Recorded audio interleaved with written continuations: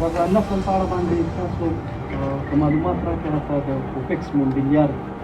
نو راضي یاست که نه راضي یاست؟ موږ د دې نه په دې باندې ډېر راضي چې پخوا به موږ مالداریانې کولې چې یو مال غوا به 2 کلنه شوله غار پرې وکړو پس د هغې به بیا تېرېدل او په درېیم کال باندې به هغې بچی راوړو دا نسلونه په ذمهوارۍ سره په تجربې سره چې صحیح په شیدو باندې یو 40 ورځې تغذیه شي په اول کال کې دا په 14 او 14 میاشت باندې همې ښځینه نسل او همې نارینه نسل دا ټول بالغه کېږي او وار راوړي تر څو پورې لکه هغه نور ساده مالونه چې به دغه کول موږ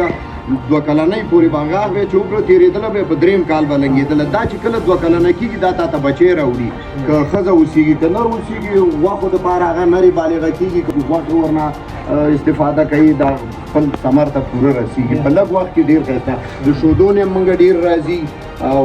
ډېر ښایسته نسلونه دي مرض په مقابل کې ځکه ډېر مرضونه تېر شولو او د مرض په مقابل کې نسبتا نورو غواګانو ته دا کلکې دي او ډېر دغه کېږي نه یو خو دا په وخت باندې اوس دغه دي ډاکټر صاحبان دي راځي او هغه واکسینونه د دي او بعضې ورته کوي بغیر د دې نه نور دا ساده دغه ورته راتلی هم نه شي داسې لکه تبک مبک او دا بای شیونه اوس هغه عام غوندې نه راځي هر کال به دا راتلل هله چورنګي ووالې اوله تبک ووالې په 100 غواګانو کې به یو 100 چېرته پاتې شي نورې به څوک مړې شي او څوک به مایي به شي خدا نامه خدا صحیح او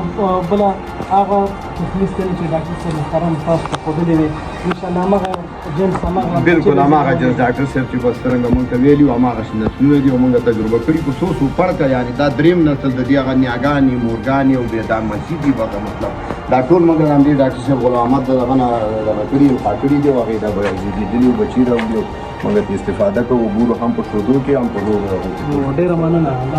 تاسو نه هم مننه را خوشحاله موږ پوښتنه وکړو ډېره مننه نور ماشاءالله د باډۍ نه ګوره د